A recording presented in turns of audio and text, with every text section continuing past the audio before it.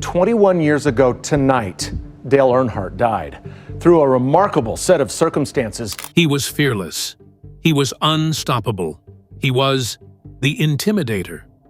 But on one bright February afternoon in 2001, Dale Earnhardt's final race ended in a crash so sudden, so deceptively simple, it left millions stunned.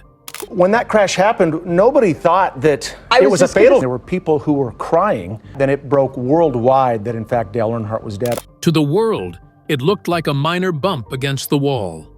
But what really happened inside that black car will chill you to the bone. This isn't just the story of a crash. It's the terrifying truth NASCAR never saw coming. The tragic final lap. The date was February 18, 2001. The air at Daytona International Speedway buzzed with excitement. Nearly 200,000 people filled the stands, eager to witness the legendary Daytona 500, the biggest race in NASCAR. The engines roared like thunder, and the cars streaked around the track at heart-pounding speeds, averaging 162 miles per hour. The tension was electric. Fans knew that the Daytona 500 wasn't just a race. It was a battlefield of speed, skill, and risk. And on that day, they were about to witness one of the most unforgettable and heartbreaking moments in racing history. Dale Earnhardt Sr., known to millions as the Intimidator, was behind the wheel of his famous black No. 3 Chevrolet. He was a 7-time NASCAR champion and one of the sport's most fearless drivers. But on this day, he wasn't racing to win. Instead, he took on a different role. He was the protector. In the final laps of the race, Earnhardt had fallen into third place, just behind 2 cars from his own team: Michael Waltrip, driving car number 15, and Dale Earnhardt Jr., his son, driving car number 8. Waltrip had never won a race in his entire NASCAR Cup Series career, and Jr., still young but full of promise, had the chance to make his father proud. Dale Sr. made a decision that would prove his loyalty and his love. He chose to stay back and block the other racers, making sure his 2 drivers had the best chance to finish first and second. As the race entered its final lap, the cars were bunched tightly together on the high-banked turns of the Daytona Tri-Oval. The atmosphere was tense, every driver pushing to the limit. Earnhardt stayed low, holding his line, fending off challenges from behind. Sterling Marlin's silver number 40. Dodge inched closer, hunting for an opening. Ken Schrader, another seasoned driver, lurked nearby, waiting for any mistake. Then came the moment that shook the entire racing world to its core. A twist no one saw coming. The terrifying moment of impact. At nearly 160 miles per hour, even a small touch could turn deadly. Earnhardt's car twitches violently. The rear snapped loose, and the tires lost their grip. In an instant, he was sideways, his car veering down and then suddenly jerking back up across the track. The crowd gasped. The danger was clear. At the same moment, Ken Schrader's yellow car appeared beside Earnhardt's. Schrader had no time to react. Earnhardt's spinning car collided with Schrader's machine, the 2 cars crashing together with a terrifying crunch. The force of the hit launched both cars toward the outside wall. The violence of the crash shocked even veteran fans. Earnhardt's car slammed into the wall at a terrible angle, estimated between 55 and 59 degrees. At a speed close to 157 miles per hour, it was a hit few could survive. The front of the car crumpled, folding in as metal screamed and sparks flew. It was the kind of impact that silences a crowd. Schrader's car ricocheted away and rolled to a stop. He managed to climb out and stumbled toward Earnhardt's wreck. The two had raced together for years. Schrader knew something was wrong. There was no movement inside the number 3 car, no sign of life. Schrader peered inside and immediately turned away. His face told the story. He waved frantically for help. Emergency crews reached the scene within seconds. They surrounded the car, working quickly, their faces tight with focus and fear. They tried to open the door, but the damage was too severe. Tools were brought in. Sheets were raised to block the view from cameras. The crowd watched in silence, sensing the seriousness of the situation. On pit road, confusion turned to worry. Dale Earnhardt Jr., who had just finished second, was celebrating with his team. Michael Waltrip had just won his first NASCAR Cup Series race after years of struggle. But the celebration slowed as news began to spread. Something was wrong with Dale Sr. When the news finally broke, the racing world stood still. Dale Earnhardt, the man known as the Intimidator, the toughest driver on the track, was gone. His death hit with the weight of 1,000 wrecks. Fans wept openly. Broadcasters struggled to speak. Teammates stood in shock. What made it even harder was the way it happened. He had not been driving recklessly. He had not taken a risky move for the win. He was simply holding his line, defending his team, doing what he had done for years. The contact from Marlin, the second hit from Schrader, and the brutal angle of impact had combined in the worst possible way. This terrifying moment became a turning point in NASCAR history. Engineers and officials began asking hard questions. How could a crash that looked so routine on the surface end a life so quickly? What could be done to keep it from happening again? For those who were watching that day, the memory of the crash never faded. It wasn't just the sound or the sight of metal colliding. It was the sudden stillness that followed. The way the cheers stopped. The way hope drained from the crowd. The terrifying moment of impact was over in seconds, but its shadow would stretch far beyond that final lap. It changed everything. It reminded everyone just how thin the line is between speed and tragedy. This deadly crash didn't just stun the crowd, it raised serious questions about car dynamics and the very safety standards of the racing world. Car dynamics and fatal forces. At the moment of collision, the pins securing the hood tore loose. The hood flew upward and began slamming against the windshield again and again. Each strike echoed like thunder. Fans watched in horror as the front of the car crumpled and the hood flapped wildly. The car skidded down from the wall and rolled to a stop on the grassy infield. It looked like the race was over for the number 3. No one yet knew just how much had changed in that instant. Emergency workers raced to the scene. They surrounded the number 3 and began cutting away parts of the wreck. Inside, Dale Earnhardt was motionless. There was no sign of movement, no sign of life. The crews worked quickly, but the damage had already been done. The violent deceleration had fractured the base of his skull. The energy from the crash had nowhere else to go. His body had absorbed it all in a flash of destruction. Inside the medical center, doctors tried everything. They pushed against time, against nature, against hope. But the outcome was clear. The crash had ended Dale Earnhardt's life instantly. The moment of impact had taken more than just a racer. It had taken a father, a leader, and a legend. The news spread quickly. Reporters delivered the announcement with broken voices. Fans in the stands and watching at home were stunned. They had seen crashes before, but no one expected this. Not Earnhardt, not the man who had become the face of NASCAR.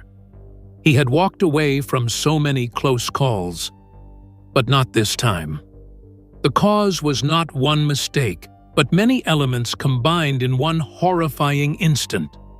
The angle of the hit, the sudden stop, the broken pins on the hood, the massive G-forces, the delay in movement that lasted less than a blink. Together, they created a chain reaction that could not be undone. What happened to Dale Earnhardt changed the sport forever. Safety rules were rewritten, car designs were improved. The shock of that crash led to new equipment and procedures. But even now, years later, the memory remains. That terrifying moment of impact is remembered not just for its violence, but for what it meant. It was a moment when time froze, when sound faded, and when one of racing's brightest stars fell silent. Let's have a look at what really happened in the aftermath and how it changed the future of racing forever. The aftermath of the accident. Ken Schrader had been the first to reach the wreck. He leaned into the cockpit, trying to speak to Earnhardt, trying to get a response. But there was no movement, no sound, no life. His body froze for a moment. Then, without a word, he turned and began waving frantically to the track officials and emergency workers. The gesture was strong, immediate, and desperate. It was a signal that something was terribly wrong. Later, Schrader would speak softly about that moment, saying, "I knew he was dead." The safety crew arrived within seconds. They approached with urgency, surrounding the twisted car and getting to work without hesitation.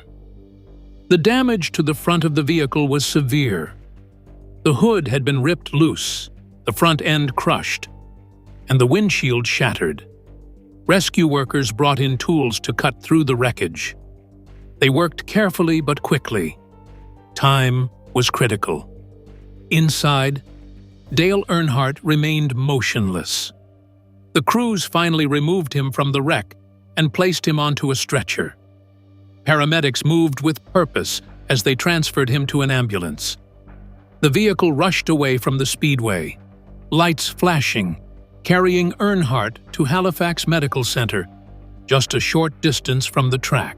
The hope in those watching began to fade, replaced by a quiet dread. Reporters gathered near the hospital. Television crews broke the news across the country. Commentators choked up on live broadcasts.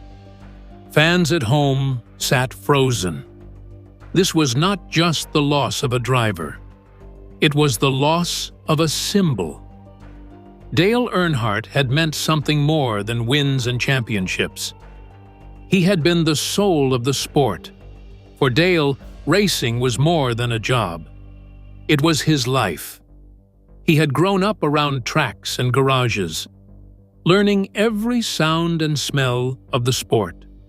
His father, Ralph Earnhardt, had been a racer too, and Dale followed his path with determination and pride. He had dropped out of high school to chase his dream, starting with little more than his passion and a powerful will to succeed. He had built his name through hard work and fearless driving. He became a champion not just through talent, but through effort. His number, his car, and his style became iconic. Fans loved him. Rivals respected him. His presence at the track had always brought a sense of excitement and danger. He raced the way he lived, fast, bold, and true to himself. And now, he was gone. In the days that followed, tributes poured in. Flowers were laid near the track. Messages covered walls and signs. Drivers, fans, and teams came together in grief. NASCAR officials spoke of his legacy. Friends remembered his smile, his jokes, and his fierce love for racing. The garage was quieter after that day. The black number 3 car would never return to regular racing. The man who had made it famous had left behind a hole that could never be filled. Yet, his spirit remained. Every turn of the track, every roar of an engine, carried his memory. Dale Earnhardt had lived for racing. He gave everything to it, including, in the end, his life. His final moments were spent doing what he loved most, protecting his team, defending his position, and driving with all his heart. The aftermath of the accident left the sport forever changed, but it also reminded everyone why they loved it. Not for the trophies or the fame, but for the courage, the passion, and the people like Dale who gave it their all. Beyond the sadness, there was a deeper question that began to rise. What exactly caused the crash to become fatal? Everyone anxiously awaited the autopsy report, and when it finally arrived, its shocking findings sent ripples through the entire motorsport community. Autopsy and seat belt findings. The impact had looked violent, but not unusual by NASCAR standards. There had been worse-looking crashes where drivers walked away unharmed, yet Dale Earnhardt did not survive.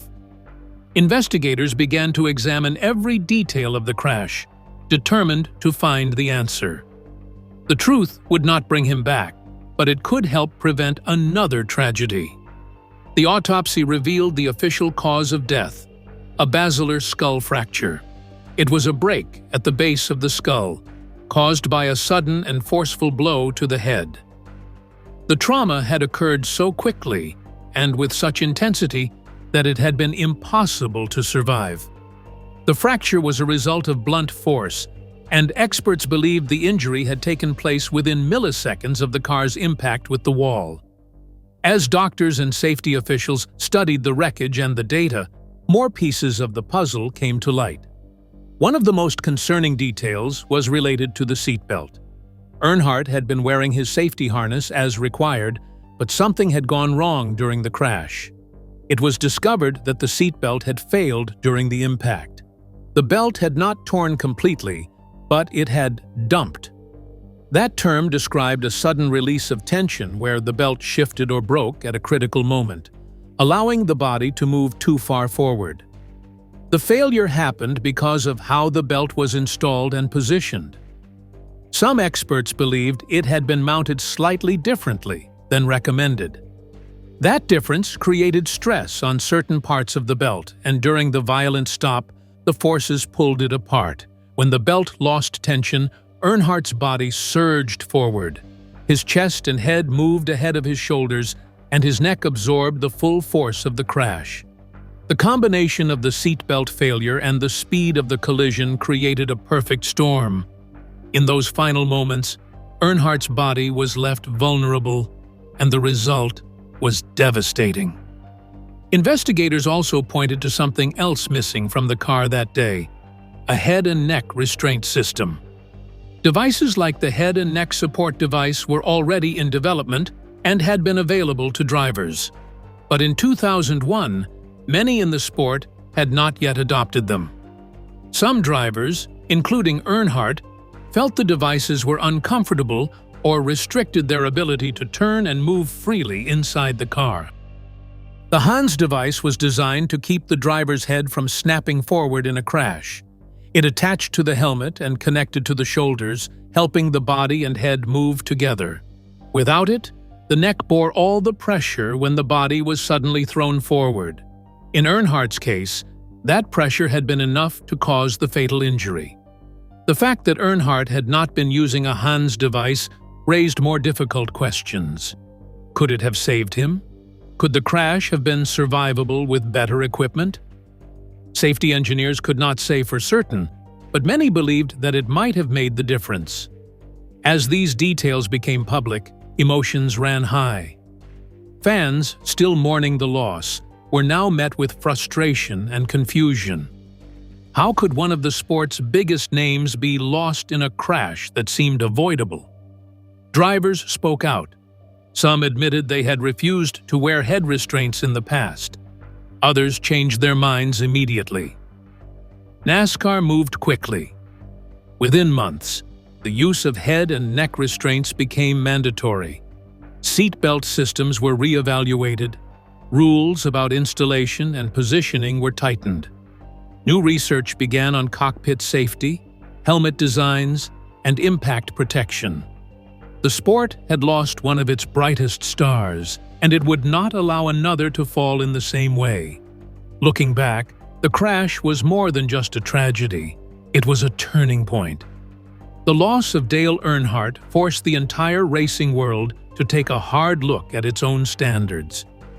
It showed that even the strongest, most skilled drivers could be vulnerable. It proved that safety could never be taken for granted. The findings from the autopsy and the broken seatbelt told a hard truth. Dale Earnhardt's death was not caused by a lack of talent or a reckless decision.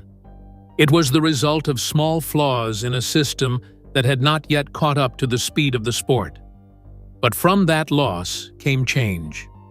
From that pain came progress. Dale Earnhardt had always pushed the limits. In life, he raced without fear.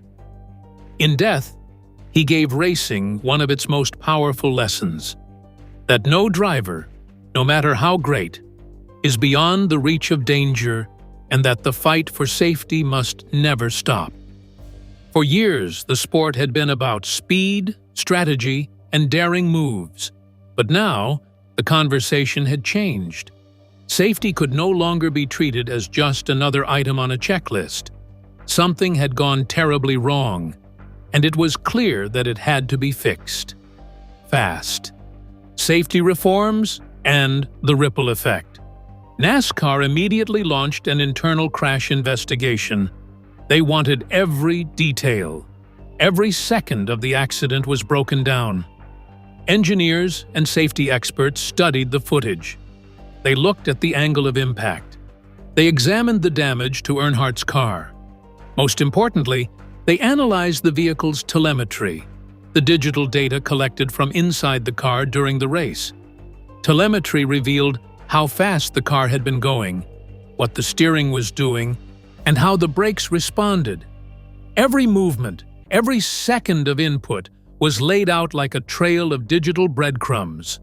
The team matched the data with the moment of impact, looking for patterns and clues that might explain why Earnhardt didn't survive. Alongside that digital trail, crash test analysis became a top priority. Cars were placed under extreme conditions in testing environments. They were slammed into walls. They were flipped, bent, and broken on purpose to understand how they could be made safer. Engineers recreated the Daytona crash multiple times using test dummies and high-speed cameras.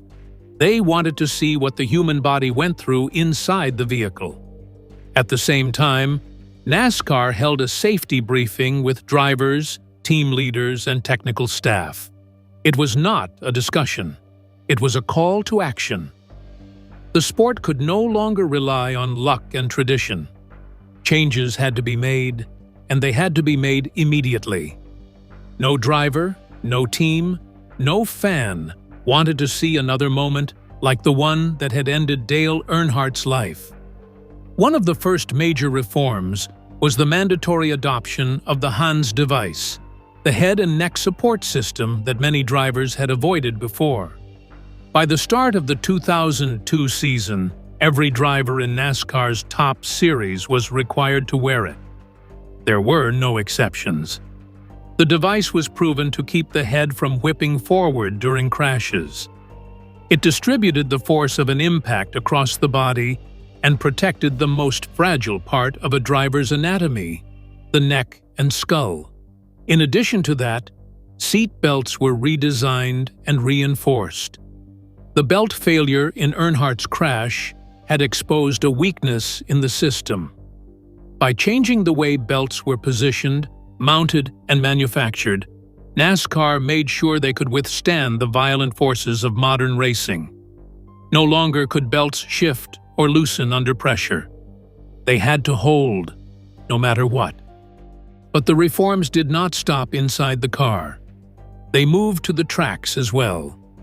One of the most important upgrades came with the introduction of safer barriers, walls that could absorb impact and reduce the G-forces on a crashing vehicle.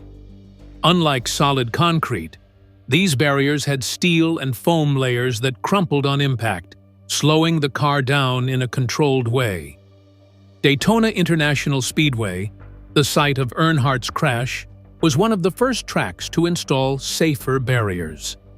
Others followed quickly. Soon, almost every major NASCAR track had them.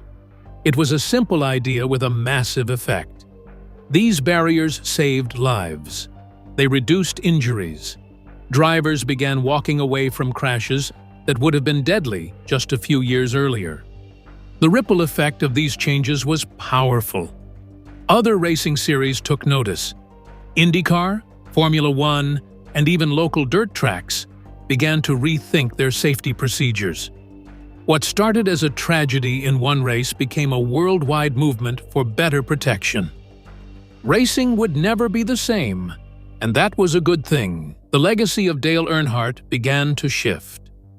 He had always been known for his aggressive driving, his black number 3 car, and his unshakable will to win. But now, he was also remembered as the turning point in NASCAR's safety history. His death forced the sport to face its weaknesses. It demanded progress.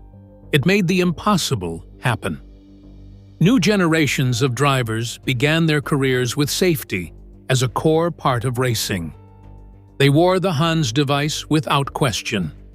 They trusted their belts, their helmets, and their cars in ways older drivers never could.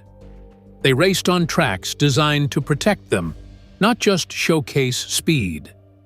Years passed, but the changes remained. Each crash became a test of the new systems. Each safe exit from a wreck reminded fans and drivers of what had been lost and what had been gained. Dale Earnhardt's final race ended in tragedy, but his legacy became one of life. Because of him, drivers now live through accidents that would once have ended careers or worse. Because of him, fans see their heroes walk away from wreckage, waving to the crowd. Because of him, safety became the heart of racing, not just its shadow. His story did not end at Daytona. It lives on in every barrier, every belt, and every driver who steps into a car and races toward victory with a little more protection than the man who once paved the way with courage and sacrifice. Legal battles for protecting autopsy, privacy, and Dale's legacy. Dale Earnhardt's death sent shockwaves across the country. He was not just a race car driver. He was a symbol of strength, grit, and determination. He had built a legacy through hard driving and fearless choices. Russ had followed him for decades, wearing his number, cheering for his bold moves, and watching him shape the sport he loved. When news of his sudden death broke, it felt as if time stopped. But while the public honored their hero, the Earnhardt family faced another, more painful challenge. In the days following the crash, a storm began to build around the release of Dale's autopsy photographs and records. According to state laws at the time, those images were considered public documents. That meant they could be requested and viewed by anyone, including the media. When the family learned that several Florida newspapers had requested access to the autopsy photos, they were horrified. It felt like a deep violation.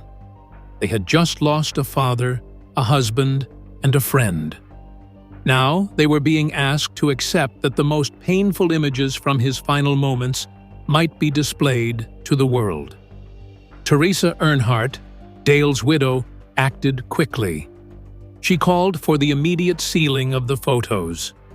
Dale Jr., still grieving the loss of his father, supported the move. For the family, this was not about hiding the truth. It was about protecting the dignity of someone who had given everything to his sport. They wanted to shield Dale's memory from becoming a spectacle. What followed was a tense legal battle between the Earnhardt family and media outlets who claimed they had the right to access the records. Newspapers argued they needed the photos to ensure transparency in the investigation. They said the public had a right to see that the autopsy had been handled properly. The family, on the other hand, argued that the release of such images served no purpose except to invade privacy and cause more pain. The courtrooms filled with emotion. Legal teams debated over laws and ethics. Fans weighed in. Most sided with the family. They believed that Dale's legacy should be preserved with honor, not splashed across headlines for shock value. Across the nation, lawmakers began to pay attention. As pressure grew, the Florida legislature stepped in. A bill was passed to protect the autopsy photos of Dale Earnhardt. It became known as the Earnhardt Family Protection Act. The law blocked public access to autopsy images without a judge's permission. It set a new standard, not just in Florida, but across the country. Other states began to review their own laws, inspired by the Earnhardt case. This legal fight became another part of Dale's legacy, proof that even after death, he was still making a difference. He had always stood up for what he believed in. Now, his family had done the same for him. Years later, Dale Jr. spoke openly about his father's death and the battle that followed. He said losing his dad had changed him in ways he never expected. It made him think deeply about life, faith, and the people who mattered most. In interviews, he shared how grief had become a part of his identity, but also a source of growth. He said his father's memory guided him every day, not just as a driver, but as a man. Through all of this, Dale Earnhardt's impact never faded. Fans still talk about him with admiration. Children who never saw him race know his name. His legacy is not just about championships or unforgettable finishes. It is about the safety changes that followed his death. It is about the way his family stood strong to protect his memory. It is about the deeper values he represented: courage, loyalty, and respect. Dale's story now reaches beyond the sport. It is studied in law classes, safety conferences, and media ethics debates. His final race did not mark an end, but the start of something bigger. It led to better protection for athletes, stronger safety standards, and new privacy laws for grieving families. In the end, the battle to protect his autopsy records was not just a legal fight. It was a stand for human dignity, a promise to keep Dale's final moments private, a vow to honor him not as a tragic figure, but as a legend who inspired change. The Earnhardt family, through heartbreak and courage, reminded the world of something simple and true: that some memories are too sacred to be shared, and some legacies are too powerful to ever fade. What are your thoughts on Dale Earnhardt's tragic crash and the legacy it left behind? Share your thoughts in the comments. We'd love to hear your perspective.